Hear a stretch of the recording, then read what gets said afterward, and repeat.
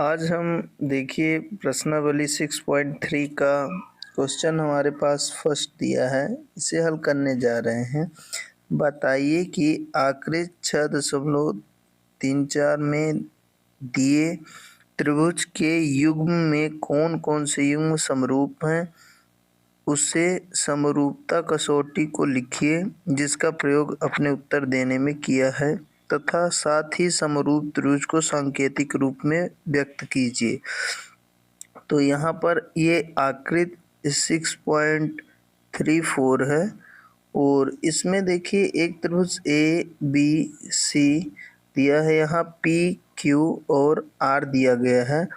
तो देखिए कोण ए 60 डिग्री है तो कोण पी भी क्या है 60 डिग्री है। हम ये कह सकते हैं कि कोण ए बराबर कोण पी है और ये दोनों ही क्या हैं 60 डिग्री के कारण। और कोण बी कोण क्यू के बराबर हो रहा है। कोण क्यू और कोण बी भी देखिए हमारा क्या है 80 डिग्री है, ये भी क्या है बराबर। और कोण सी और कोण आर, कोण सी बराबर कोण आर बराबर क्या दिया है 40 डिग्री। तो यहाँ देखिए तीनों कोण बराबर हैं तो हम ये कह सकते हैं कि त्रिभुज ए बी सी क्या होगा समरूप त्रिभुज होगा पी क्यू आर के। ये क्या है भुजा कोण कोण कोण कोण, तीन कोण बराबर हैं तो दूसरे त्रिभुज के भी तीन कोण बराबर हैं संगत, अतः हम कह सकते हैं दोनों त्रिभुज क्या होंगे समरूप होंगे। क्वेश्चन नंबर सेकेंड में देखिए A B 2 centimetre, B C 2.5 centimetre और ए सी 3 सेंटीमीटर, यहाँ पी क्यू क्यू आर और पी आर दिया है। तो अगर हम ऐसे ही देखें तो देखिए ये दो है, इसका यहाँ से अगर हम देखते हैं तो हमारी जो इसकी है भुजा ये 4 है और ये 3 का ये भुजा क्या है 6 है, इसमें 2 का गुणा है, ये भी देखिए दुगुना है और ये देखिए 2.5 का ये क्या है ये भी 2 का गुणा 5 है। तो हम क्या पाते हैं कि इनकी जो भुजाएं हैं ए बी और क्यू आर का अगर हम रेशियो देखें यानी ए बी बटा क्यू आर अगर हम देखें तो ये क्या है 2 बटा ये 4 होगी, इसको काटे तो 1 बटा 2 आएगा। इधर हमारा बी सी और पी आर का रेशियो देखें, बी सी और क्या पी आर, इसका अगर हम रेशियो देखते हैं ये हमारा क्या आ जाएगा ये 2.5 और यहाँ पर ये 5, इसको अगर काटें तो ये भी क्या आएगा 1/2। और ए सी और ये वाला जो पी क्यू है ये भी 3/6 यानी 1/2 आ जाएगा। तो इस प्रकार हम कह सकते हैं कि इनकी भुजाओं का अनुपात 2 का ये 4 हुआ, 2.5 का ये 5 हुआ, 3 का ये 6 हुआ। तो तीनों अनुपात ये क्या है 1/2 से बराबर है, अतः हम कह सकते हैं कि त्रिभुज ए बी सी और त्रिभुज पी क्यू आर क्या होगा समरूप होगा भुजा भुजा भुजा समरूपता प्रमेय से। तो हम देखते हैं कि एक त्रिभुज की तीनों भुजाएं दूसरे इस त्रिभुज में देखिए एल एम और ये क्या है हमारा एल एम और पी है, इसको थोड़ा बढ़ा सकते हैं और यहाँ डी ई एफ। तो ये देखिए दो, इसको अगर हम देखते हैं तो ये हमारा क्या होगा ये 2 का दुगुना ये क्या होगा 4 होगा और इधर पर ये 3 का अगर हम देखें 2 गुना ये हमारा क्या होगा 6 होगा। इस त्रिभुज में हम पाते हैं कि जो हमारा एमपी है एमपी बटा ये क्या ईडी, ये हमारा क्या आता है 2/4, यह आ जाएगा 1/2। और इधर देखिए एलपी बटा इसको निकालते हैं हमारा डी एफ, बी एफ ये कितना हो जाएगा 3/6, ये भी आ जाएगा 1/2। बट एम एल हमारा और एम एल और ई डी इसका रेशियो यहाँ पर ये 2 ई डी नहीं होगा, सॉरी, ये आपका एम एल और इधर ये ई एफ होगा, ये 2.7 है और ये 5 है, ये नहीं कटेगा।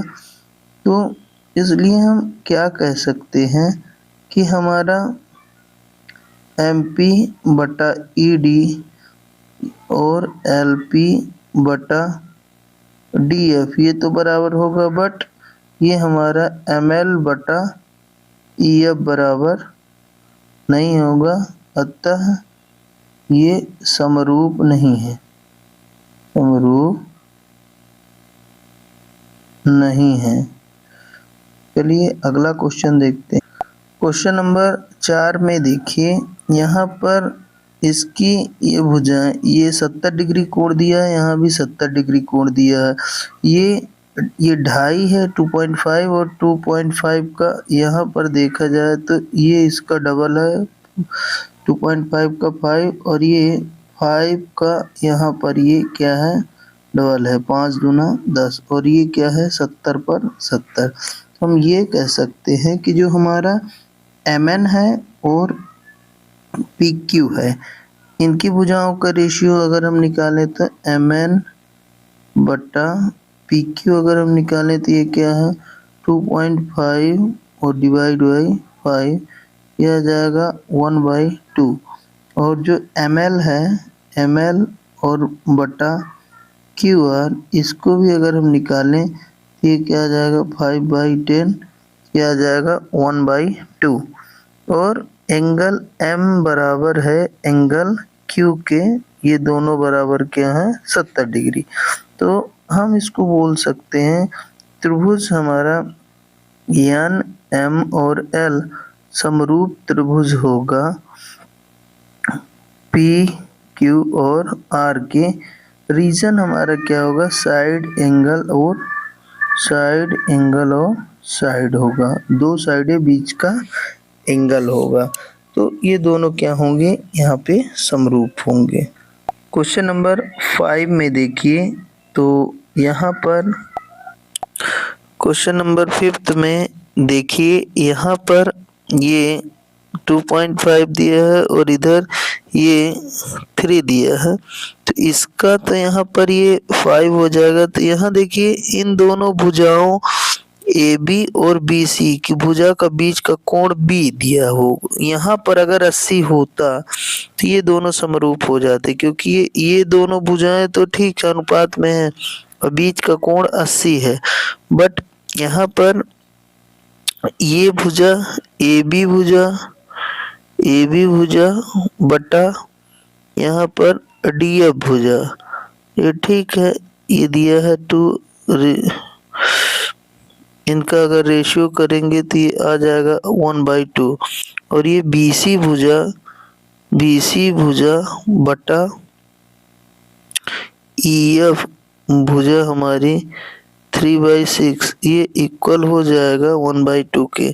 बट कोण बी एंड कोण एफ ये इक्वल नहीं है, अतः त्रिभुज बी सी ए समरूप त्रिभुज नहीं है, त्रिभुज ई एफ डी ये समरूप नहीं है। क्यों? क्योंकि दो भुजाएं और बीच का कोण, और यहाँ दो भुजाएं बीच का कोण अलग दिया है, दो भुजाएं ए बी और बी सी हैं और बीच का कोण क्या होगा बी होगा। बट यहाँ ई एफ और डी एफ है और बीच का कोण क्या है ई एफ फंस रहा है, अतः ये समरूप नहीं होगा। यहाँ पर कोण ए और कोण एफ बराबर दिया हुआ है, कितना 80 डिग्री दिया है। तो ये 6 नंबर में देखें, ये 70 डिग्री है, ये 80 डिग्री है, ये 30 डिग्री, ये 80 डिग्री है। तो पहले तो हम ये वाला त्रिभुज निकाल ले। ये त्रिभुज के तीनों कोणों का योगफल क्या होता है? 180 डिग्री। यहाँ पर ये 80 है और 70, ये होगा 150 और ये हो जाएगा हमारा 30 डिग्री, क्योंकि त्रिभुज के तीनों कोणों का योगफल 180 होना चाहिए। यहाँ 80 दिया है और ये 30 दिया है, तो ये वाला कोण हमारा कितना हो जाएगा? 70 डिग्री। तो अब यहाँ पर हम देखते हैं कि चूंकि कोण ई बराबर है कोण क्यू के और बराबर ये के दिया है 80 डिग्री, कोण एफ बराबर है कोण आर के और ये दोनों ही बराबर है 30 डिग्री, और कोण डी बराबर है कोण पी के और यही दोनों कोण बराबर है 70 डिग्री के। अतः त्रिभुज ई डी एफ समरूप होगा त्रिभुज क्यू पी और आर के एंगल ये हमारी समरूपता प्रमेय लगेगी। अब देखिए क्वेश्चन नंबर 2 हमारे पास है, आकृति 6.35 में त्रिभुज ओ डी सी समरूप है ओ बी ए। ओ यहाँ पे है, ओ डी सी ये वाला त्रिभुज और ओ बी ए ये दोनों त्रिभुज क्या हैं? समरूप हैं। और बी ओ सी क्या दिया है? ये बी ओ सी ये वाला त्रिभुज का कोण दिया है, ये वाला कोण है बी ओ सी 125 डिग्री है, और कोण सी ओ डी 70 डिग्री है। ये सी ओ डी 70 डिग्री, ये ऐसा होना चाहिए। यहाँ पर सी डी और ओ यहाँ पर ये दिया है 70 डिग्री होना चाहिए, तो डी ओ सी हमें निकालना है। यहाँ थोड़ा लिखने में मिस्टेक हो गया है, ये सी ओ डी की जगह ये होना चाहिए ये, यहाँ पर ये सी ओ डी गलती से लिख गया, सी डी ओ 70 डिग्री है। तो हमें ये तीनों कोण निकालना है। डी ओ सी मतलब डी ओ सी ये वाला हमें एंगल एक तो निकालना पड़ेगा, कितना है? यहाँ का कोण चाहिए, कितना होगा? और साथ में डी सी ओ एक कोण ये वाला निकालना पड़ेगा हमें, और साथ में कोण ओ ए बी एक कोण हमें यहाँ का निकालना है, एक ये वाला कोण। देखिए तीनों कोण निकालने का जो हमारा तरीका रहेगा आप उसे पहले समझिए। तो यहाँ अगर हम डीवी रेखा को देखें, डीवी रेखा हमारी क्या है? एक सीधी रेखा है। तो एक सीधी रेखा में ये पूरा एंगल जो एक साइड का बनेगा कितने का बनता है? 180 डिग्री, 180 डिग्री। तो यहाँ से ये 125 दिया है, तो कोण जो ये वाला कोण होगा, यहाँ से अगर हम इसको पूरा ऐसे देखें तो ये वाला एंगल O और ये वाला 125 ये दोनों मिला के कितना होगा? 180 डिग्री। तो अगर हम इसको ऐसे लें कि एंगल डी ओ सी और plus angle C O B ये दोनों मिला के क्या होंगे? 180 डिग्री होंगे। और डी ओ सी हमें नहीं पता है, ये पता है, तो angle D O C plus ये 125 डिग्री बराबर क्या होगा? 180 डिग्री। और यहाँ से हम एंगल डी ओ सी निकाल सकते हैं, 180 अंश माइनस 125 अंश, इसमें ये घट जाएगा तो ये आ जाएगा क्या? 55 डिग्री। तो यहाँ हम क्या पाते हैं कि हमें ये अंदर वाला जो एंगल है ये निकल के हमारा आ गया है। तो यहाँ पर ये एंगल कितना होगा? ये हमारा आ जाएगा 55 डिग्री, और ये 55 डिग्री आ गया है। तो हमें ये पता है कि कोण डी, कोण ओ और कोण सी मिला के क्या होगा 180 डिग्री। कोण डी और कोण ओ और कोण सी मिला के त्रिभुज के तीनों कोणों का योग 180 होता है। तो हमारा डी हो गया 70 डिग्री और कोण ओ हो गया 55 डिग्री और कोण सी हमें अभी ज्ञात करना है। इसको हम दोनों को मिला लें तो कोण सी हमारा कितना आ जाएगा 180 और इन दोनों का जोड़ आ जाएगा हमारा 125। तो इसको हम इधर माइनस कर लेंगे, इधर आएगा तो ये भी हमारा कितना निकल आएगा 55 डिग्री। तो सी भी हमारा क्या आ जाएगा 55 डिग्री, ये भी हमारा आंसर आ जाएगा।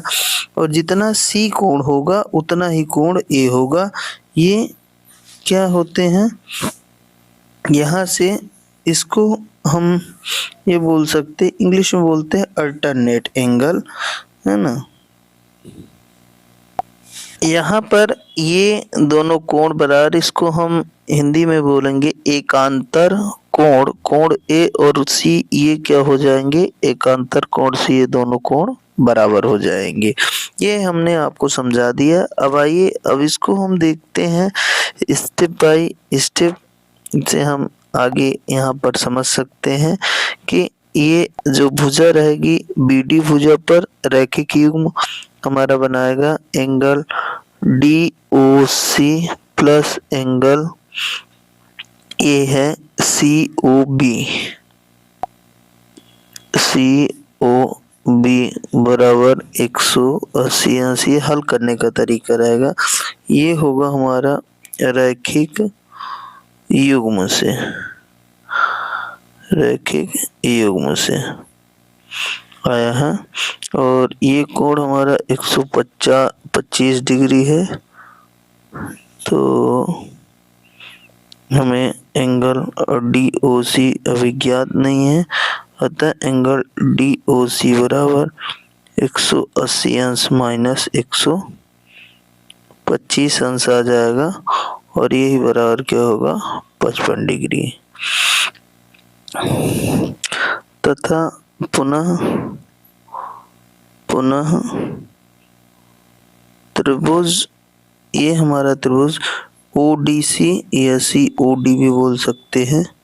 COD में angle O, angle C, angle D ये तीनों मिला के क्या होंगे 180 डिग्री। अतः इसमें हमें दो कोण पता है, ये हमारा 70 डिग्री है और O हमारा 55 डिग्री आ गया है और C कोण हमारा निकालना है।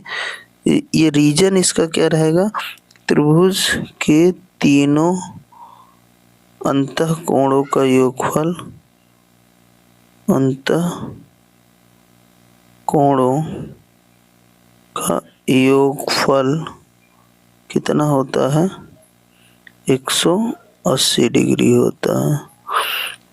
अतः कोण C बराबर कितना आ जाएगा, ये हमारा टोटल 125 डिग्री होगा, ये 180। अतः कोण C बराबर क्या आ जाएगा 180 अंश माइनस 125 अंश, ये आ जाएगा कितना 55 अंश। कोण C ये भी हमारा आंसर आ जाएगा। और यहाँ पर ये अगर 55 आ गया तो यहाँ पर हमारा ये एकांतर कोण से ये भी क्या आ जाएगा 55। कोण A और कोण C क्या होंगे, कोण A बराबर कोण C एकांतर कोण से, एकांतर कोण के कारण है, तो बराबर होंगे। क्वेश्चन नंबर 3 देखिए दिया है, दो समलंब चतुर्भुज ABCD है जिसमें AB समांतर क्या है, ये CD है और विकर्ण AC, यहाँ AC विकर्ण है और ये BD विकर्ण है, परस्पर O पर प्रतिच्छेद करते हैं। तो दोनों त्रिभुजों की समरूपता कसौटी का प्रयोग करते हुए दर्शाइए OA बटा OC। ये OA और ये OC बराबर OB बटा OD होगा। तो इसके लिए देखिए हमें रचना ये करना पड़ेगा, ये P से लेके O तक मिलाना पड़ेगा। AB के समांतर, AB और CD के समांतर ये PQ क्या है, हमें पहले रेखा खींचनी पड़ेगी। समलंब चतुर्भुज में भुजाओं का एक युग्म क्या होगा, समांतर, यानी AB समांतर DC होगा। तो यहाँ देखिए जब हम हल करते हैं तो इसका हमें हल करते हुए ये हम पहले इस त्रिभुज को लेते हैं, इस पर एक त्रिभुज ये हमारा जो बना है ये वाला, और AD पर एक त्रिभुज देखिए इस पर ये वाला बना है, ये वाला त्रिभुज, और एक ही इसी और यानी AD भुजा पर दो त्रिभुज बने हैं, ये ABD और ADC, इसको आप समझिए। तो त्रिभुज त्रिभुज त्रिभुज ADB व त्रिभुज ADC में क्या हो जाएगा, अगर हम लगा देते हैं क्या, थेल्स प्रमेय से, थेल्स प्रमेय से, तो देखिए AP बटा PD, AP बटा PD बराबर क्या हो जाएगा, OB बटा OD, इक्वेशन नंबर फर्स्ट, व पुनः AP बटा PD, AP बटा PD बराबर क्या होगा, OA बटा OC, इक्वेशन नंबर सेकंड होगा। समीकरण 1 व 2 से हम क्या प्रूव कर सकते हैं, इधर लेफ्ट हैंड साइड बराबर है तो हमारा ये राइट हैंड साइड बराबर हो जाएगा, अतः OA बटा OC बराबर OB बटा क्या आ जाएगा, OD, ये प्रूव्ड हो जाएगा।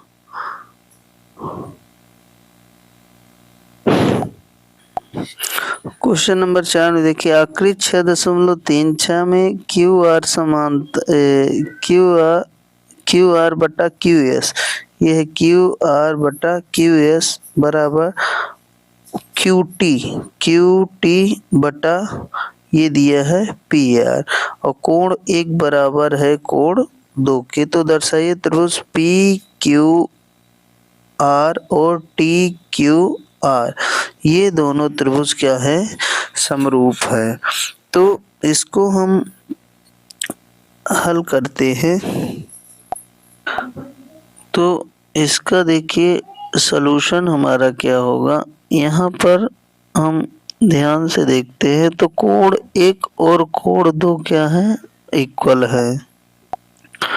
तो कोण, चूंकि कोण एक जो होगा वो कोण 2 के बराबर है, और कोण बराबर है तो ये भुजाएं क्या होंगी, हमारी बराबर हो जाएंगी, अर्थात QP जो भुजा होगी वो PR भुजा के बराबर होगी।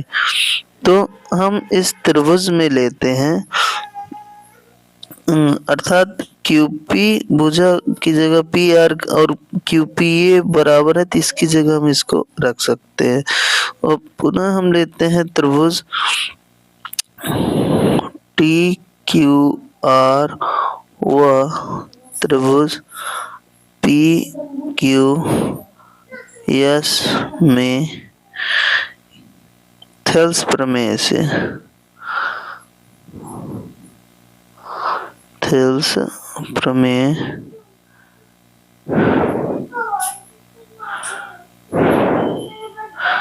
से ये कितना आ जाएगा, इसे देख, तो थेल्स प्रमेय से ये कितना आ जाएगा, ये आ जाएगा हमारा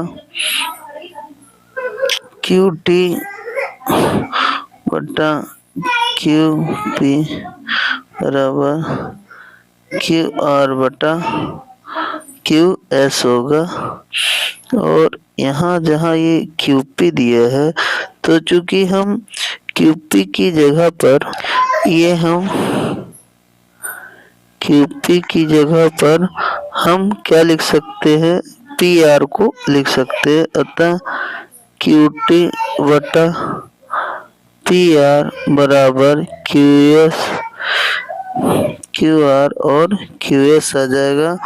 और इनके बीच का कोण क्या आ जाएगा हमारा, कोण Q बराबर कोण Q क्या है, उभयनिष्ठ है, दोनों में उभयनिष्ठ है। अतः हम क्या कह सकते हैं, अतः त्रिभुज PQS समरूप त्रिभुज हो जाएगा TQR। इन दोनों के